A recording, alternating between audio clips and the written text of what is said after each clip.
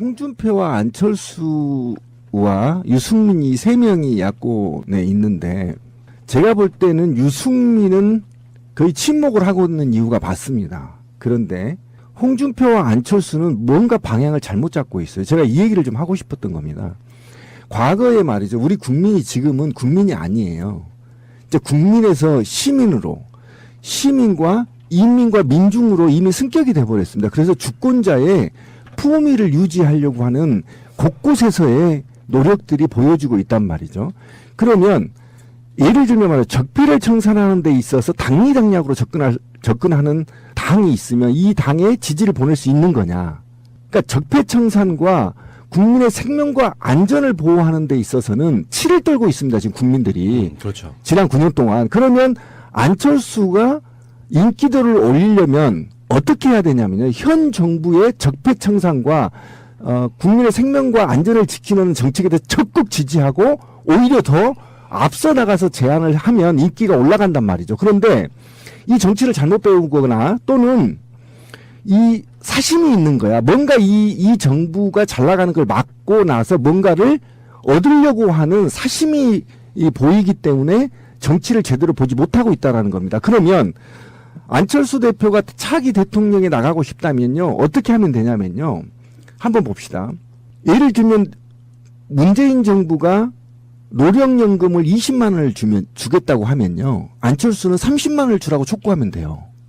그 다음에 문재인 대통령이요. 북한 제재 압박을 발표하면 제재 압박하지 말고 6.15 성명과 14선언 이행하라. 당장 북한과 대화하라고 촉구하면 안철수 지지율은 올라가요. 제가 무슨 얘기를 하려고 하냐면 지금 국민은 국민이 아니라 이제 시민과 주권자인 민중과 인민이 되어 있단 말이에요. 그러면 보다 더 이 사회를 건강하게 만들고자 하는 의지가 있는 자, 그 자에게 박수를 보내고 있단 말이에요. 그런데 안철수하고 홍준표는 어떤 현상이 일어나냐면요. 과거 70년 동안 해왔던 적폐 그대로 하고 있는 겁니다. 무조건 현 정부를 반대하면 자기 위치가 올라가고 인지도가 올라가고 당대표가 올라갈 거라고 생각하죠. 절대 안 그렇습니다. 예전에는 그럴지 몰라도요. 지금은 오히려 퇴화되고요. 소멸될 과정을 밟은 겁니다. 지금도 늦지 않았어요. 안철수. 지금도 빨리. 늦었어? 아니 안 늦었어요. 지금도 현 정부에 적극 협조하고 적폐 청산에 앞장서십시오. 그래야 정치 생명 늘어날 수 있습니다. 그러니까 박근혜 정권에 협조하듯 예. 협조하면 돼. 근데 그게 이렇게 이제 쓰일 수도 있어요. 뭐 안철수 대표가 문재인 대통령한테 전화까지 받아서 자기 계보 국회의원들한테 찬성하라고 했어. 라고 실드를 칠 수도 있겠지만 의원총회에서 나온 발언들로만 보면 안철수는 여전히 목리를 한번 부려보고 싶었던 모양이고요. 그 사진만 한번 보십시오. 꼬라지가 나가고 목리가 가득 차잖아요. 우리 어렸을 때 촌에서 애들하고 옷 벗고 놀 때 말이야. 목리 애들 얼굴 다 보이잖아. 아무 이유 없이 목리만 피잖아요. 그냥 당당하게 이때 다 전원표 찬성하자 선언하고 추대표하고 다음에 회동하고 그래서 합치를 통해서 새로운 정치를 모색해 보는 것도 본인한테 절대 손해볼 게 없거든요. 근데 왜 이렇게 목리만 피는지 전 이해가 안 가요. 아니 이 안철수 이분이 오전에 의총에서는 무조건 알아서 찍게 냅두자 끝까지 개겼던 분이거든요. 그런데 가결이 됐다는 소식과 동시에 이 양반이 청주에 계셨대요. 혹시 모르시는 분들이 계실까봐 안철수 씨는 의원이 아니기 때문에 투표에 참가 못합니다. 의원이 아니기 때문에. 그래서 청주에 계셨다는데 여기서 청주에서 또 이런 논평을 해요. 좀 재밌는 논평을 하는데 우리 의원들이 사법부의 독립 그리고 개혁을 위한 결단을 내려줬다. 이번 국회 결정으로 사법부의 독립과 개혁이 시작될 것이다. 예라이. 정부 여당 그리고 청와대의 국회 모독으로 전국이 경색됐지만 국민의당의 결단으로 의사 일정이 재개됐고 국민의당 의원들의 결단으로 대법원장이 탄생했다. 이런 얘기를 하네요. 그럴 줄 알았다니까 또 숟가락 또 얹는 거야. 그게 이제 내가 협조해서 됐다고 생각하는 거잖아요. 드디어 안철수 씨가 신비에 짱돌 맞는 사람으로 등록이 될 가능성이 굉장히 높아요. 그러니까 정말 용서 못 하겠는 게 본인이 정말 그런 생각이 있었다면요. 의원총회에서 공개적으로 찬성해 주세요라고 말하는 거지. 그럼요. 맞죠. 네. 예. 이제와 새삼스럽게 당론 안정할 테니까 알아서들 해. 그리고 나머지 박지원, 정동영, 전정배는 찬성합시다라고 외친 거거든요. 안철수 정치적 패배예요. 굉장히 당황했을 거예요. 맞아요. 그렇죠. 예. 그런데 이걸로 거짓말로 또 극복하는 거죠. 정말 숟가락으로. 지난번에 저 녹음 사건처럼 그런 거잖아요. 유체이터라법처럼 지가 반대해놓고 내가 협조했으니까 된 거지? 아, 나 진짜 그래도 대통령이 전화를 하면요. 그다음에 또 추미애 대표가 사과를 했잖아. 명분이 김명수 없는 때문에 거예요. 했어요. 그런데 그러면 적극 도와주고 야당 협치로 돌아섰으면 자기들 품위도 올라가고 괜찮았을 겁니다. 그런데 찬성해놓고 욕 처먹잖아요. 5배밖에 안 되면서. 아, 근데 또 안철수의 그 최측근이라는 사람이 이런 얘기를 하네요. 안 대표는 엄정한 중립을 지켰다. 가부 어느 쪽에 서지 않았다. 키고 잡아. 막상 정책을 맡고 보니 마음과 어깨가 많이 무겁습니다. 이번 국회 인준 과정에서 물론 저에 대한 기대가 많은 것도 느꼈습니다만은 그와 마찬가지로 많은 우려와 걱정이 있다는 것도 알게 되었습니다. 그와 같은 우려와 걱정도 제가 모두 가지고 문제를 해결하도록 그렇게 하겠습니다. 혹시 통과될 거 예상은 하셨습니까? 아, 어려운 질문이네요. 네. 다만, 최선을 다해서 결과를 기다렸을 뿐이고, 어찌 될 걸 예상하거나 그렇지 않을 것을 낙담하거나 그러진 않았습니다. 네, 앞으로 사법부 수장으로서 역할이 기대가 되는데요. 앞으로 그 사법부 이제 수장으로서 대법원장으로서 포부 한 말씀 부탁드리겠습니다. 제가 청문회 과정에서 여러 번 말씀드린 것과 같이 지금 우리 법원이 당면하고 있는 과제가 적지 않습니다. 슬그럽게 잘 헤쳐나가서 반드시 국민을 위한 사법부를 만들겠습니다. 그 과정에서 제가 이때까지 살아온 것처럼 제가 먼저 앞장서서 리드를 하거나 하지 않고 항상 중간에 서서 여러분들의 뜻과 마음을 모아서 해결해 나가겠습니다. 구체적인 것은 제가 취임을 하고 난 뒤에 조금씩 청사진을 그려서 보여드리도록 그렇게 하겠습니다. 예, 그동안 수고해 주셔서 감사합니다. 김명수 대법원장 저는 원래 잘난 놈들을 별로 안 좋아하니까 그런데 저희 공무원노조 법원본부에서 여론조사를 했더라고요. 구성원이 한 5천 명 정도 되는데 4,839명이 참여를 했더라고 설문에 판사 직원 다 합쳐서. 그래서 이분들이 몇 프로로 그러니까 대법원장으로 김명수 대법원장으로 적합하냐라고 질문을 했더니 저 깜짝 놀랐어요. 우리 조합원들이 굉장히 어느 때보다 예전에 과거 9년 동안 새누리당이나 이런 사람들이 종공로 법원본부를 공격한 말이 있어요. 쟤네들 전부 다 종북주의자들이 장악했다 이렇게 얘기하잖아요. 그만큼 법원이 굉장히 노조 활동이 활발해진 지역이어서 굉장히 비판적이거든요. 그런데 94%가 찬성했어요. 이거는 있을 수가 없어요. 이거는 북한도 아니고요. 얼마나 이분의 인품이 있었더라면 굉장히 배타적인 법원 노조 조합원들과 판사들이 94%가 찬성했는데 이 5천 명 중에 4,800명이 거의 90%가 참여해서 설문조사에 그러니까 김명수 굉장히 높으신 분이더라고. 김명수가 이제 어떤 사람인가를 보려고 춘천지법원장 그 시절의 일화들이 이렇게 보도로 나오는데 밥 먹으러 가잖아요. 밥 먹으러 가면은 그걸 한데 본인이 직접 숟가락 물을 따라 주는 사람이고. 그래요? 그런 정도 인품을 갖고 있고요. 이래도 법원에서 이제 어쩌면 법원장 자체가 그 무소불위의 권력 아닙니까? 지방 내려가면. 그렇죠. 근데 중요한 사안을 결정할 때는 주요 간부들을 모아서 의견을 결정한대요. 그러니까 그래서 민주적이신 예. 분이구나. 그래서 이 시스템이 대법원에도 분명히 도입이 될 것이다 이렇게 예상을 하고 있는 그런 훌륭한 인품의 소유자고요. 오늘 그 주호영 바른정당 원내대표가 예. 그걸 하더라고. 보고서. 예, 청문 보고서. 청문 보고서를 이렇게 읽는데 보면은 반대하는 건 뒤에 들리지도 않았고 찬성하는 이유들을 쭉 나열하거든요. 그 말을 반대하는 그들이 읽으려고 하니 얼마나 속이 쓰리겠냐 이런 생각이 좀 들더라고요. 정말 사법개혁에 정말 적임자예요. 예를 들어서 정치인은 좀 흠결이 있을 수도 있다고 쳐. 어떤 과정상. 그 모든 심판을 내려줘야 되는 판사. 그중에서 대법원장이 그렇게 흠결 없기도 드문 사람. 어마어마한 사람이 들어온 겁니다. 제가 봤을 때. 그렇더라고요. 저도 나중에 봤는데 그러니까 제가 노무현 대통령을 존경했던 이유는 뭐냐면 노무현 대통령 시절에요. 제가 우리 방송에서 몇 번 얘기했는데 이게 민주주의라는 거를 경험하게 해줬어요. 그러니까 공직사회는요 직하향적인 명정체제였거든요.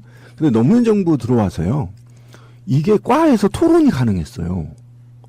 그러니까 법원에서도 이런 계급 문화 속에서 최고의 수장들이 토론을 해서 뭔가를 결정할 수 있다면 그게 바로 민주주의거든요. 그리고 그 토론 결과를 기관장이나 대표가 그걸 수용한다면 그게 바로 민주주의예요.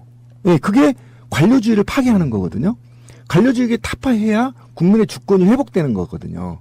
굉장히 좋은 분이네요. 들어보니까. 그러니까 지금 이제 김명수 후보자가 들어오면 무엇이 달라지겠냐 하는 것들이 이제 그간의 발언들이나 청문회 할 때의 답변들로 볼 수가 있는데 그 대표적인 것 중에 하나가 법원 행정처의 권한과 규모를 축소하겠다고 그랬습니다. 법원 행정처가 사실은 대법원장의 수족 노릇을 했던 바로 그런 기관이고 판사가 출세하려면 법원 행정처는 한 번쯤 거쳐줘야 된다. 이게 이제 그러니까 사법부의 마치 무슨 법칙처럼 이렇게 무소불위의 네. 권한이었어요. 인사권을 갖고 있기 때문에 그래요. 그러니까 법원 행정처에 현직 판사들은 들어가지 않는 쪽으로 저는 계획을 할 거라고 보거든요. 그래야죠. 판사들은 판결을 내야지 뭐 거기서 행정을 보고 있으면서 그러니까 권력을 그게 무슨 얘기냐면 진짜 열받는데 뭐냐면 예산권과 인사권을 갖고 있단 말이죠. 그런데 이거를 이 예산권과 인사권이 마치 권한인데 권력인 것처럼 그동안 행사를 한 거예요. 이쁜 새끼는 좋은 부서로, 나쁜 새끼는 지방으로 발령을 냈다는 거 아닙니까? 그런데 이거를 원래는 있잖아요. 판사가 인사나 예산에 신경 안 쓰고 재판에만 몰두할 수 있도록 서비스를 제공하는 곳이 행정처예요, 법원. 이해 가시죠? 근데 행정처가 그거를 남용을 해서 판사들의 목을 죄고 있다라는 거 아닙니까? 이 행사를 안 하겠다. 오케이, 박수 한번 쳐줘야 돼, 여기서. 이거 굉장히 중요한 거거든요. 그리고 그 인사나 예산을 일정 룰에 의해서 정확하게 분배하고, 그 다음에 구성원들의 인사가 불편함이 없이 제공하고, 너희들은 재판에만 신경 써. 그리고 우리는 서비스만 제공할게. 이런 마인드로 법원 행정처가 바뀐다면 역대 혁명이 일어나는 겁니다, 법원에. 문재인 대통령 입장에서 사법부 개혁의 최적임자라고 생각해서 내려보내. 그렇죠, 그렇죠. 단순히 비리가 없는 것뿐만 아니라 마인드가 이런 식인 거죠. 뭐 그래서 진보적 뭐 법관이기 때문에 안 된다고 사실은 속에서 숨어 있는 게 보수 야당들의 속내가 아니겠냐 이런 건데 아까 말한 지방 법원장을 하면서 주요 의사 결정은 법원에 있는 간부들과 같이 했다. 요것이 이제 나중에 이런 게 보여요. 대법관회의 다음에 전국 법원장회 이런 건 상식으로 있는데 그렇죠. 하나 더가 뭐냐면은 전국 법관 대표 회의라는 게 있습니다. 중요 간부들까지 포함되는 그 대표성을 갖는 사람들이 모여서 사법부의 중요한 것들을 결정할 수 있는 이것이 이제 꾸준히 판사들로부터 제기되어 왔던 요구사항이었는데 그래서 양승태가 그래 그럼 만들자라고 안까지 만들어 놓은 상태가까지 와 있는데요. 예. 대법원장이 바뀌고 나면 이런 것들은 바로 시행이 될 거라고 보거든요. 그리고 이것도 사실은 저는 전국 판사 노동조합으로 승격이 좀 됐으면 좋겠어요. 당시에도 사실 이걸 논의가 됐으나 일부가 제안을 했다 하더라고요, 회의에.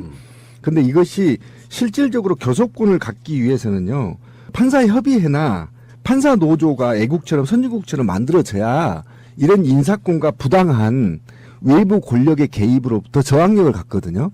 그래서 이 정부는 못하더라도 다음 정부에서는 반드시 판사 노조를 출범하는 것이 좀 맞다. 이후에 발전해서 지금 교섭권이 없기 때문에 건의권만 있기 때문에 이 한계가 있거든요. 지금 현재 그 전국 법관 대표자 회의는 상설 기구화가 됐어요. 양승태가 받아들이면서. 그래서 안만 나와 있는 상태라고요. 규칙 안까지는 만들었어요. 법령이 제정돼야 돼요. 그렇죠. 그런데 법령이. 지금 규칙 안까지 만들어진 것에 대한 결과는 뭐냐면 법관 대표자 회의가 갖고 있는 것이 사실은 권고안 내지는 자문기구 역할밖에 못해요. 현재 상황이 그렇고 이것이 권고안 자문기구에서 의결권을 갖는 위치로 가기 위해서는 이건 법원조직법이 개정이 되면 되거든요. 그렇죠. 예, 그래서 이거 국회 회기에서 법원조직법을 개정을 해서 이것이 의결권을 갖는, 그래서 전국에 있는 대표 판사들이 모여서 법원 행정이라든지 인사에 관한 의결권을 행사할 수 있다면 아마 많은 그 민주화가 이루어지는 거라고 봐요. 예, 맞습니다. 동의합니다. 그것 말고도 뭐 이제 지금 사법부 개혁은 여러 가지가 있잖아요. 뭐 예. 가깝게는 뭐 양승태 블랙리스트도 있고 그것 중에 이제 이런 것들도 있다면요. 그 저번에 제가 한번 방송으로 말씀드린 적 있어요. 상고법원. 네. 대법원에서는 사회적인 중요 사건만을 다루고 일반 보통 사람들이 하는 뭐 민사 형사 재판들이 있잖아요. 이런 거는 상고법원으로 따로 하는 그 안도 있어요. 그건 양승태도 뭐 찬성했던 그런 안이고 그다음에 상고 허가제 같은 것도 있습니다. 지금 대법원이 적치가 돼 있다 그러잖아요. 지금 대법관이 총 14명인데 그 숫자도 좀 늘리고 그러면서 법관들의 업무량도 좀 줄이면서 양질의 재판을 할 수 있게 만들어주고 상고도 뭐 하려면 끝이 없이 하지 않습니까? 그래서 야 요거는 결과가 뻔한데 왜 대법원에 올리냐 2심으로 끝내. 그래서 상고를 허가해주는 뭐 이런 제도도 여러 가지 안으로 나와 있기 때문에 뭐 그런 거 말고도 이제 배시 기본적으로 문제도 또 예. 논의가 돼야 되죠. 여러 가지 측면에서 사실은요 김명수는 우리가 오랫동안 접해온 정치인이 아니기 때문에 좀 낯설지만 이분을 대표로 하는 사법부 개혁에 있어서는 확실한 적임자 같고요. 사법부만 제대로 바뀌고 사법부가 정말로 진정한 의미의 독립을 할 수 있다면 우리 왜 무슨 사건들마다 박근혜 이명박 정권 때 말도 안 되는 판결들 때문에 미쳐버리는 상황들 왔잖아요. 현재도 무슨 구속영장 하나 발부해주는데 말도 안 되는 이유로 발부 안 해주는 일종의 적폐 판사들이 있지 않습니까? 그래서 사법부만 제대로 개혁이 돼도 우리가 억울한 일은 별로 안 당해요.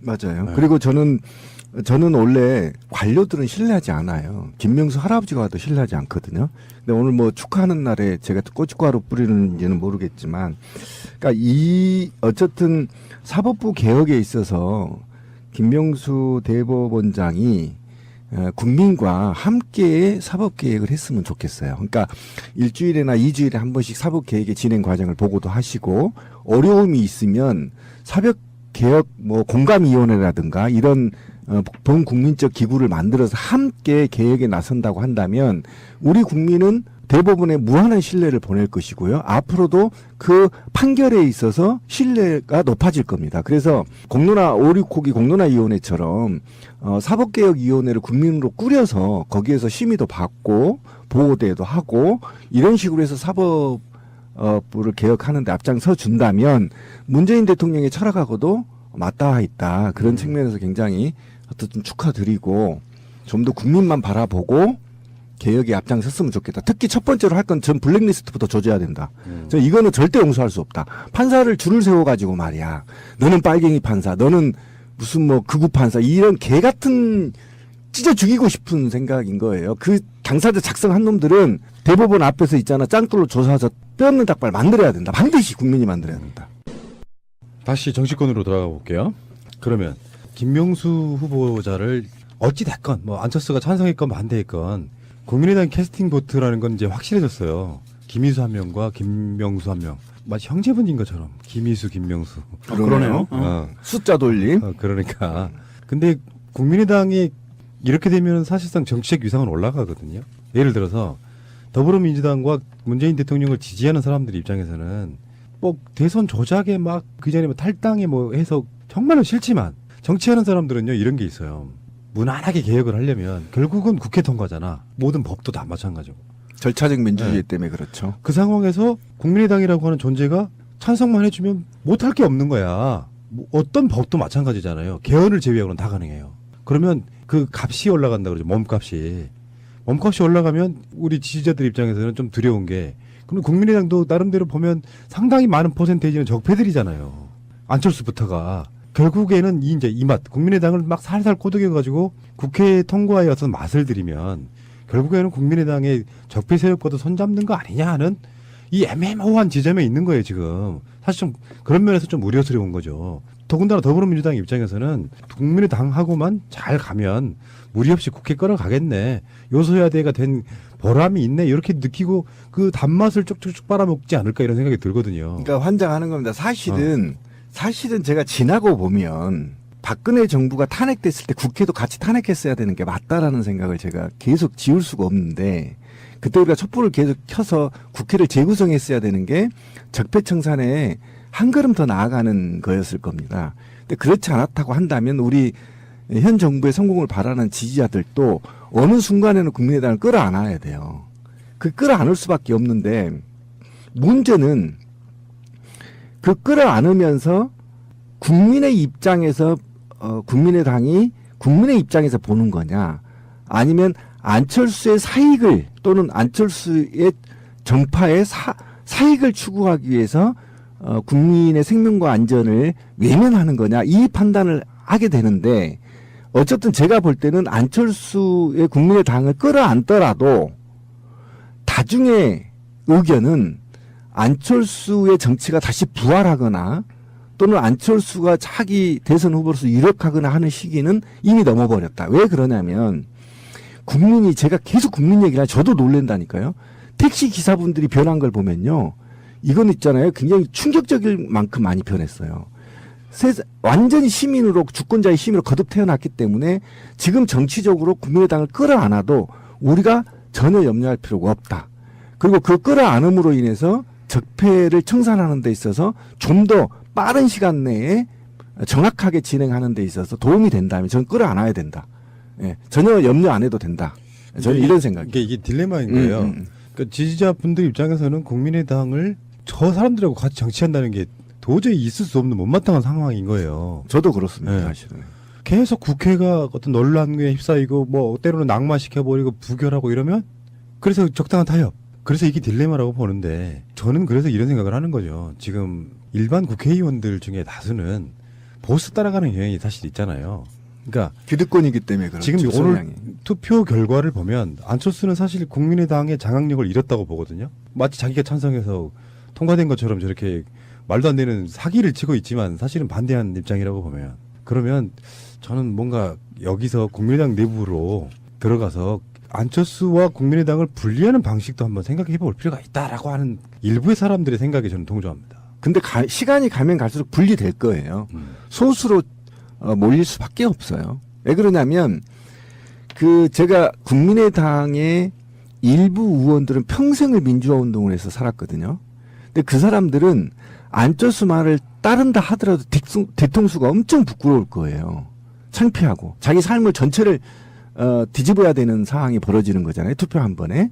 그러면서 그게 잦으면 자기가 붕괴될 가능성이 있어요. 그러면 자기 자신을 보호할 목적으로 다중이 지지하는 또는 우리가 말하는 민주정부 3기에 부합하는 결론을 내릴 수밖에 없고 거기에 순응할 수밖에 없다라는 게 제 기본적인 생각입니다. 왜냐하면 그들의 텃밭이 호남이기 때문이 그렇습니다. 아무리 호남인들이 사익을 추구한다 해도 기본적인 양심을 갖고 있을 거라고 저는 믿어요. 그렇기 때문에 그 기본적인 양심을 배반하거나 나중에 민주 3기의 이 지도부의 쉽게 말하면 이 3기 이 정부의 정책이 과거 김대중 노무현 정부에 이어서 지속적으로 가는 맥을 같이 한다라고 한다면 그거에 찬성할 수밖에 없고 그게 반하는 국회의원들은 소수로 몰릴 수밖에 없어서 당연히 권 PD가 얘기한 부분에 대해서는 가시화될 거다. 시간이 가면 갈수록 더더욱이 지방선거가 다가오면 더 심해지고 안철수는 팽당할 가능성이 굉장히 높다라는 것이 제 생각이에요. 극중주의라고 우리가 비난했던 바로 그 지점이 오늘 발현된 거거든요. 그렇죠. 국민의당 의총에서 찬성도 반대도 아닌데 속내로 봐보면 바람직한 흐름은 찬성이 맞는데 찬성이든 반대든 정치적인 부담이 크니까 여러분들 소신껏 투표하세요. 나는 찬성하라고 말 못해요. 요거거든요. 속내에 들어있는 건. 극중주의적 개념으로 굉장히 묘한 양다리를 걸치는 상태가 된 거예요. 그럴 수밖에 없어요. 왜 그러냐면 만약에 반대를 장론으로 할 때는 그 안철수의 생명이 더 빨리 끝나버릴 수가 있다라는 위기감이 있었을 거예요. 안철수가. 근데 이제 아까 말한 박지원, 정동영, 천정배 이 사람들만 해도 안철수보다 훨씬 뭐 경력적인 여러 가지 측면에서 더 나은 사람들이라고 보고 심지어는 김동철 원내대표까지 찬성합시다 했거든요. 그러니까 안철수 입장에서는 왜 우리는 그 의총을 안 가봤지만 우리 대표는 반대하는 걸 바라네라는 게 느낌적 느낌이 있으니까 지금 국민의당에다가 엄청난 핵폭탄이 떨어질까 봐 나름 그 당에서 좀 꽤나 방귀 낀다는 사람들이 의총장에서 마이크 잡고 찬성하자고 독려를 한 거거든요. 근데 안철수는 지금 그 사이에 의총을 해놓고 충남을 내려갔단 말이에요. 결과가 되게 궁금했겠지. 근데 대충 표 계산해보면 아까 제가 말씀드린 것처럼 적으면 5표, 많으면 10표 정도밖에 자기에 동조하지 않았어요. 이렇게 되면 안철수 입장에서는 굉장한 모욕감을 느낄 거라고 생각이 들거든요. 150표 넘기면 인준되는 거였으니까. 근데 한 151표나 이렇게 나오면 안철수가 노리는 소기 목적을 달성하는 거거든요. 그렇죠. 가결은 시켜주되 정말 불안하게 만드는 거. 근데 160표, 그러니까 최소로만 보면 5명 정도만 반대한. 이 상태로 보면 안철수 입장에서는 굉장히 위기감을 느낄 거라고 보고 이런 것들이 자꾸 그 당을 분열시키는 이제 그걸로 작용을 해요. 이상돈 의원만 해도 언론에 대놓고 안철수를 거의 바보 만들더만요. 여러 가지 그 발언들을 보면 5명밖에 안 되니까 뭐 정동영도 있을 거고 손정배도 있을 거고 박지원, 김동철 이런 사람들이 다 안철수에 반대를 했어요. 그럼 그 당이 당대표에 영이 서겠어요? 아이고 대선 주자랍시고 그래도 당원들이 뽑아주긴 했지만 저 바보 이렇게 현역 의원들은 생각할 수밖에 없는 상태가 가고 있다는 거죠. 정치적 계산도 없고 이 양반 말하는 거 보면은 정치적으로 정말 노련한 사람들이 앞에 앉아 있는데 의총하는데 발언하는 거 보면 그런 느낌이에요. 대학생 하나가 와서 정치 같은 거 잘 모르는 대학생이 굉장히 언론적인 이야기 하는 것 같은데 깝깝한 그런 느낌. 아니, 심지어는 받은 정당에서 하태경도 공개적으로 찬성하겠다고 발언을 했었거든요. 그게 똑똑한 거예요. 그러면 굉장히 똑똑한 놈. 그 정도의 상황 파악도 못하는 명확하죠. 사람이에요. 이럴 때 만약에 던졌으면 찬성표 던져라. 그랬으면 그렇죠.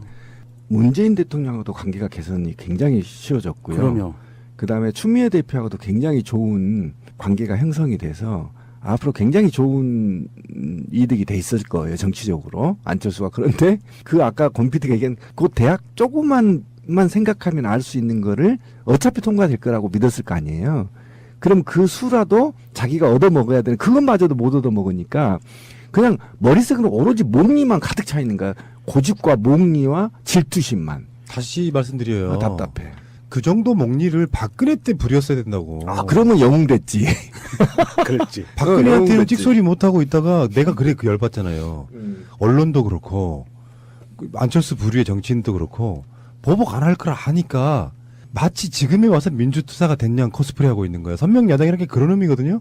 현 정권이 독주하거나 독재를 하면 우리가 강하게 막아서겠다 이런 건데 박근혜 때는 찍소리 못하고 뭐 세월호네 뭐네 어떤 사람들에 대해서도 정치적 발언 한마디도 안 하고 있던 사람이 오늘날 민주정권이 들어서니까 민주정권에 대항해서 선명한 야당 되겠다고 말하는 것 자체가 자기들이 보기에 선명은 뭐예요. 이명박 지지 아니에요. 알고 보면. 난 그래서 사실 그 말 안 믿다 요즘에 완전히 믿다로 바뀌고 있어 지금. 아니 그게 그래서 우리 그 트윗계 그 김빙삼 웅이 이런 얘기를 해요. 안철수는 이명박의 아바타가 아니라 이명박 미님이다. 미님이 미님이다. 작은 이명박이다. 이렇게 표현을 하더라고요.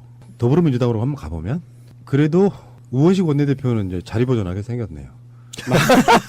왜 그러냐면 사실은 그 민주당 내에 어떤 흐름이 있어요. 뭐냐면 우원식 원내대표의 지도력이 떨어진다고 생각하고 이렇게 물밑에서 비판하는 사람도 있거든요. 근데 이건 어떻게 바라보냐면 민주당 지도부나 여권의 핵심은 그런 생각이에요. 여러 사안들로 원내대표 물러나 당대표 물러나 하면 또 초반 개혁 드라이브에 또 혼선이 생기는 거예요. 그러니까 맞아요. 우원식 원내대표 최근에 어떤 논란도 있긴 합니다만 그리고 김희수 헌재 소장 그 부분은 제가 봤을 때 전략적 미스는 분명히 있었어요. 예. 근데 그런 것들을 그 사건마다 책임을 물어서 사퇴를 시켜버리면 중간에 아무것도 못하는 거예요. 그러니까 잘못한 건 있지만 한 번 더 기회를 줄게 이 분위기였단 말이에요. 전체적인 어떤 분위기가. 근데 이걸 가결을 시켜놨어요. 그러면 이제 여당 자체는 좀 안정이 되죠. 이런 것이 통과되고 나면 그동안 공격했던 비주류 의원들도 고생했네. 그리고 찍소리 못하게 되는 거예요. 여당이 안정이 되면 청와대나 행정부가 일하기에는 굉장히 좀 편해지는 측면이 없잖아 있죠. 이제부터는 무슨 전쟁이냐 다 아시겠지만 예산 전쟁입니다. 지금 예산에 관련해 갖고 정부가 내민 예산안에 대해서 상당히 많은 부분 깎이긴 할 거예요. 서로 간에 어떤 딜 같은 게 있겠죠. 근데 그 정당이 안정되고 그 여당이 안정되는 상황에서 그 예산안을 하는 것과 당대표 사퇴하고 막 원내대표 사퇴하고 하는 것과는 완전히 좀 다른 부분이라서 굉장히 좋은 영향을 끼치지 않을까 이런 생각해보고 우원식 원내대표는 오늘 술 한잔 하겠네요. 울면서. 이분이 또 울컥 잘하시는 분이잖아요. 그러니까 그나마 어쨌든 끝나고 나서 김동철 원내대표하고 국민의당 협치 한번 하는데 머리 맞대고 얘기하자. 그래서 뭐 크게 둘이 웃고 악수했다고 하는데 어쨌든 저는 국민의당이 정상적인 정치로 돌아왔다는 점에서 좀 높게 평가하고 만약에 안철수가 계속 목리를 부린다면 저는 사실상 김동철 원내대표 중심으로 새로운 지도력을 만들어야 된다라고 생각해요. 왜? 아니 웃을 일이 아니에요.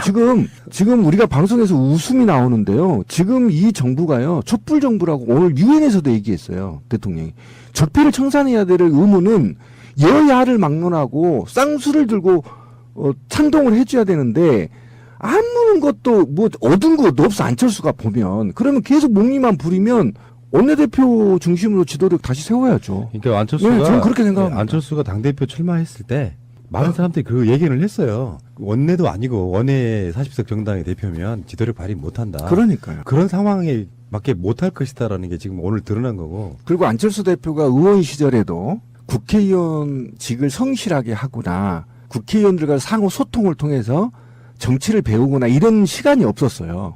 그러다 보니까 국회 내에 원내 내의 정치를 거의 초보 수준이라고 보면 됩니다. 제가 봐도 그래요. 굉장히 섬세하고 굉장히 영악하게 정치를 해야 되는데 그렇지 않은 거에 차이가 있다라는 게 분명히 지금 드러나고 있는 겁니다. 그래서 제 예언이 하나 확실해지고 있는 게 하나 있습니다. 지금 원내라는 한계가 있을 거 아니야. 안철수는 그렇죠. 보궐선거에 100% 출마한다.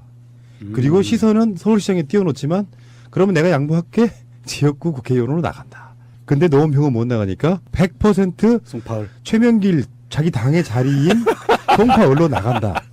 그래서 나도 원내가 돼서 뭔가 영향력을 더 발휘하고 싶다가 안철수의 앞으로 장기적인 밑그림이 될 것이다. 그럴 겁니다. 거기서도 어려울 텐데요. 안철수님 화이팅! 뻔히 수가 보이는 정치인 있잖아요. 어떤 사람이 파팜이라는 것도 있잖아. 아, 저 사람 되게 막 어리숙하고 착한 줄만 알았는데 알고 봤더니 미담 투성이야. 이런 정치인이 아니고 우리가 봐도 수가 다 읽히는 사람이면 그 사람을 누가 좋아하고 존경합니까?